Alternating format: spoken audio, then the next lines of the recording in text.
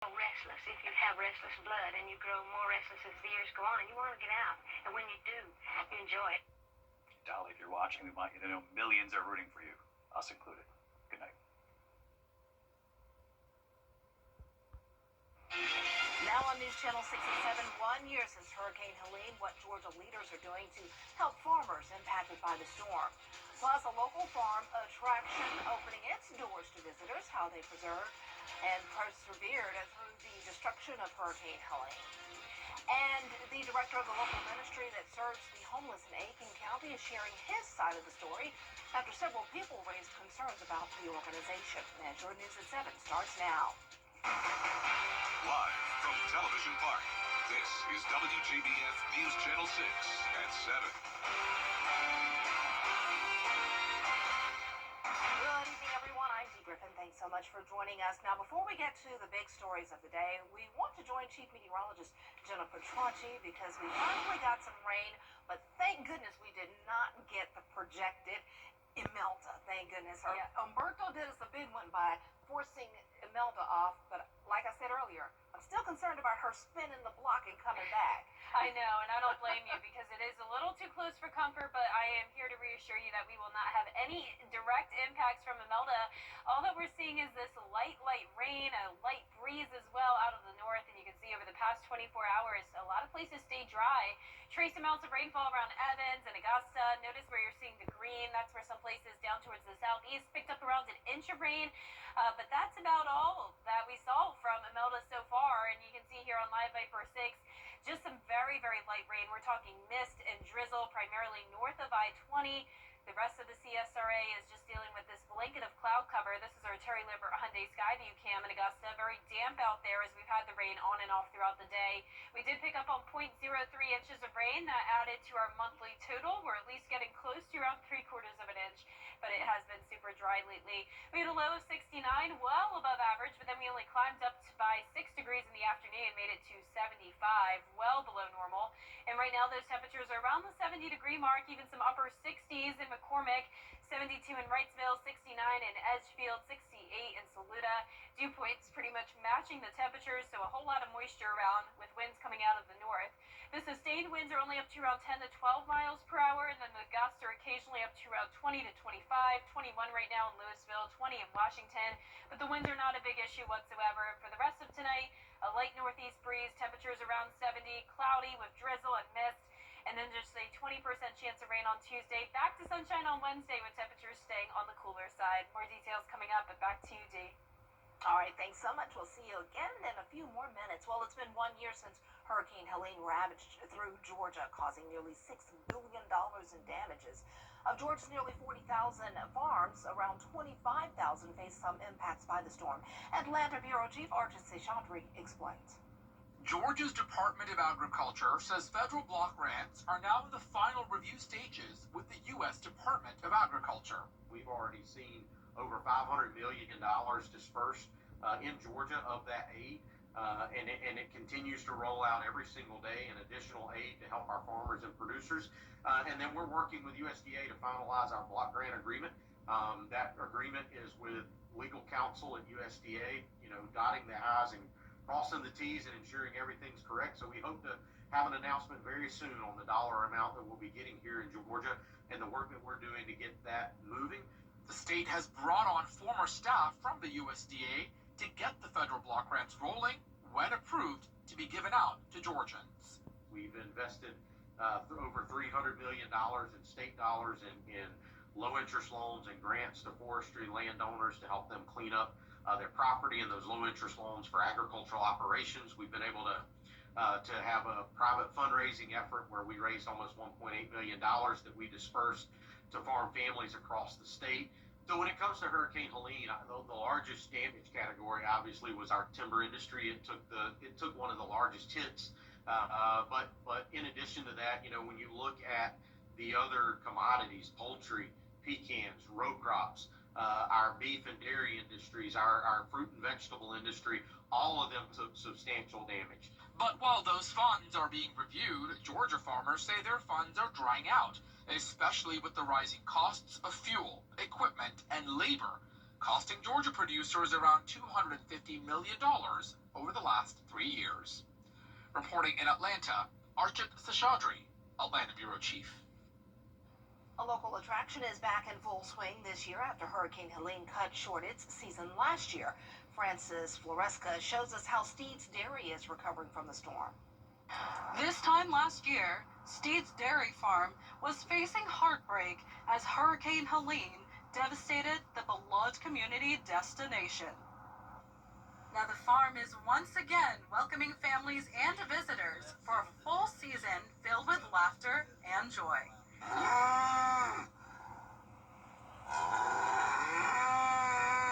But memories of Helene still serve as a powerful reminder of the resilience it took to get here today.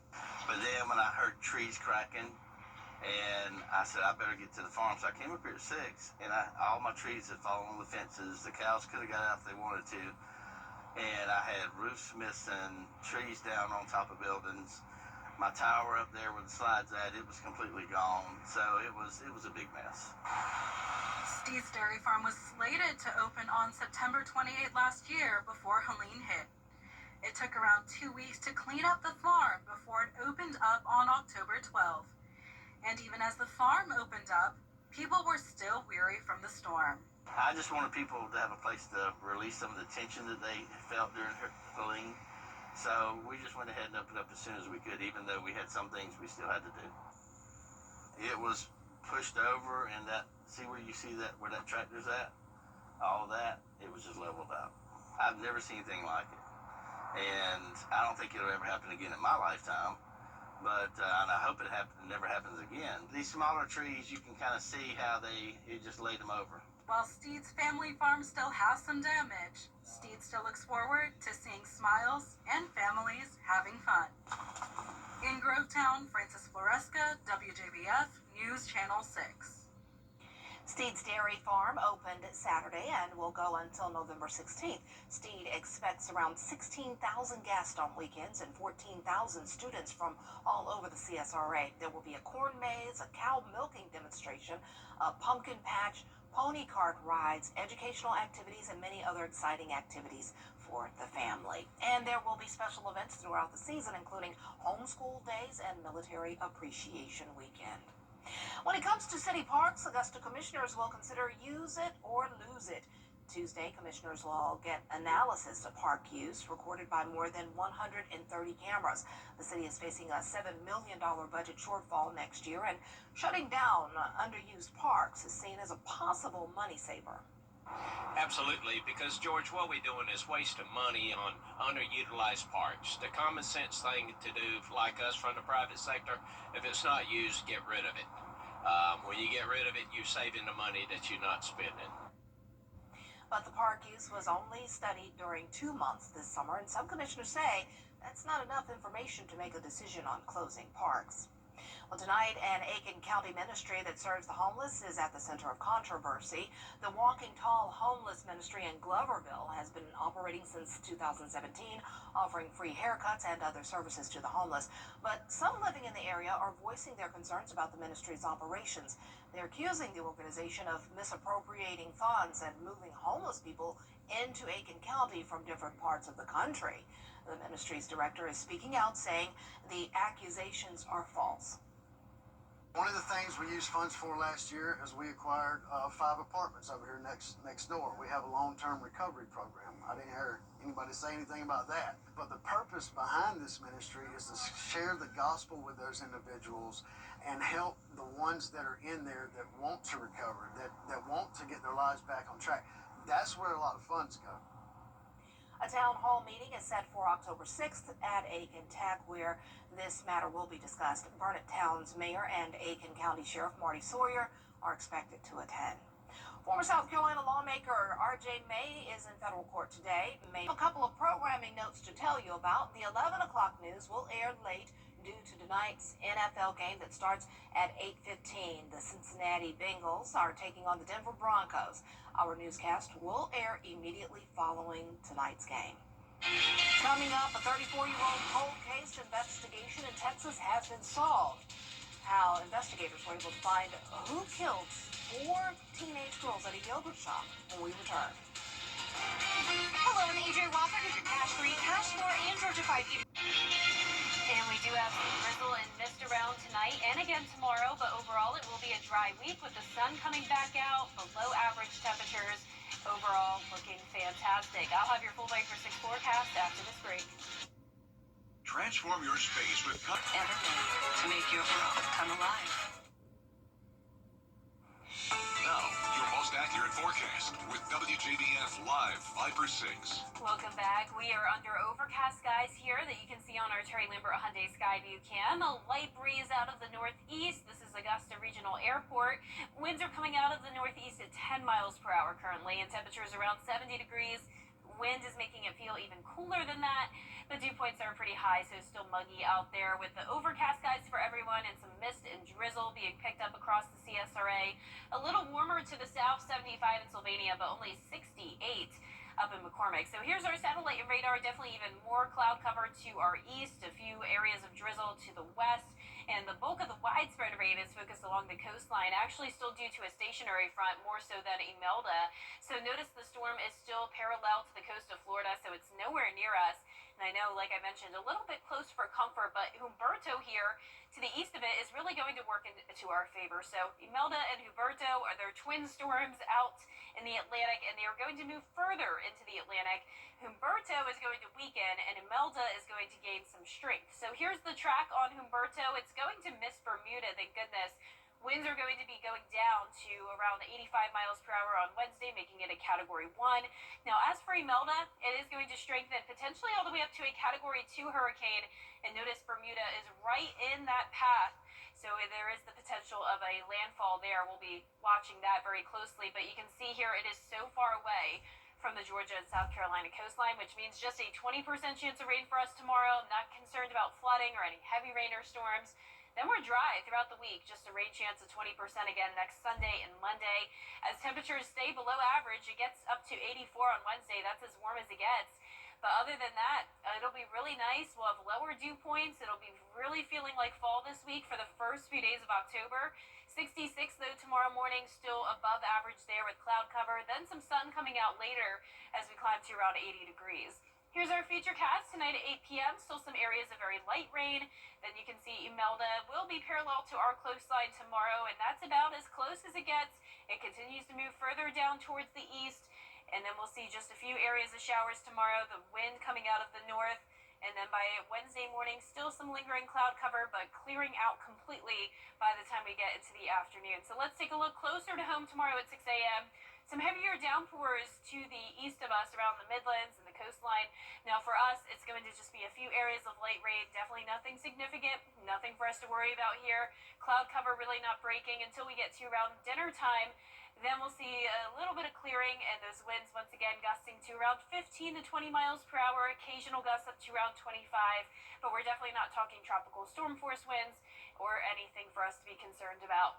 Now, our temperatures tonight are going to be in the mid-60s, above our average low of 61, and then our high temperatures tomorrow are going to be only in the upper 70s north of I-20, other places getting to those low 80s.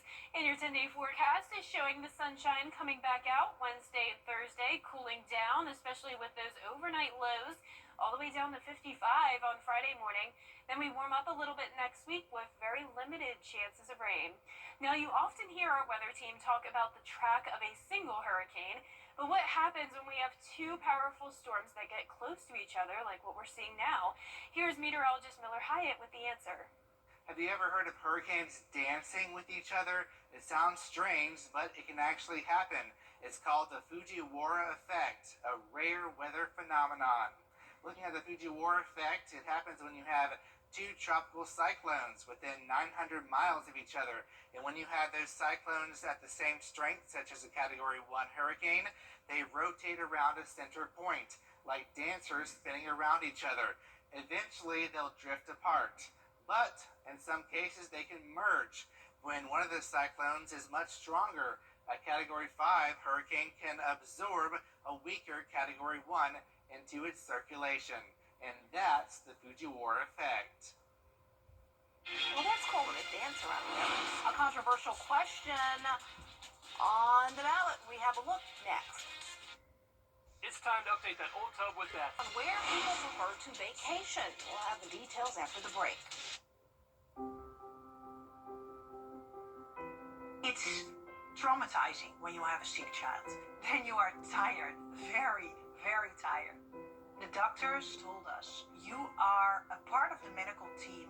You need to sleep, eat, drink, shower, because when you are healthy, you can take care of your child. The Ronald McDonald House is next to the hospital. They have a washing machine, kitchen, beds were very good, but it's also being with parents of other children that are sick. So you can talk and you can cry and maybe you can laugh, but it's very important for healing yourself. The house understood what our needs were.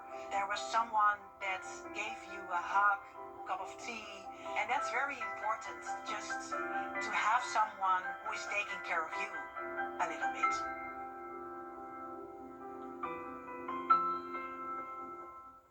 The weather, it seems like it's always changing. That's why Live Viper 6 is always there. From cloudy days and rainy nights to scorching heat and everything in between, the CSRA's most trusted weather team is always working for you. It is a Viper 6 alert day as we track severe weather.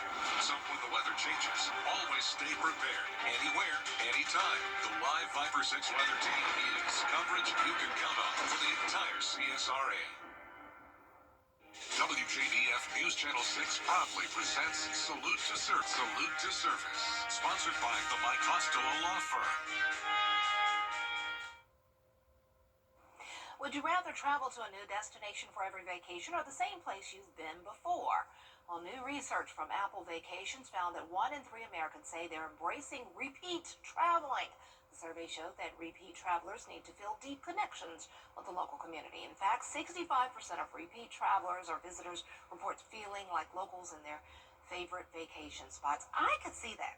I could totally see. One of my favorite spots, Martha's Vineyard, Massachusetts. I went there a lot when I lived up in Connecticut and fell in love with it.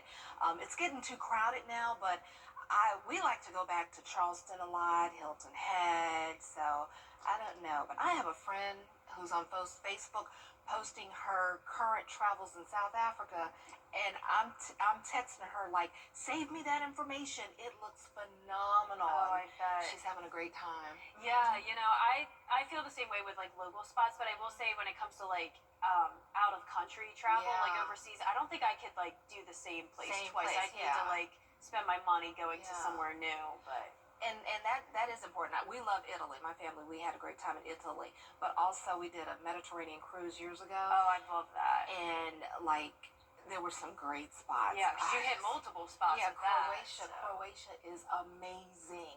People don't talk about it enough. Go. You and Alex need to go. I'll put that on my list. Well, our 10-day forecast is showing some nice weather. It's going to be sunny Wednesday and Thursday, lower dew points, some chilly mornings though in the 50s, highs in the upper 70s. All right. Thanks so much for joining us. Have a great but safe evening.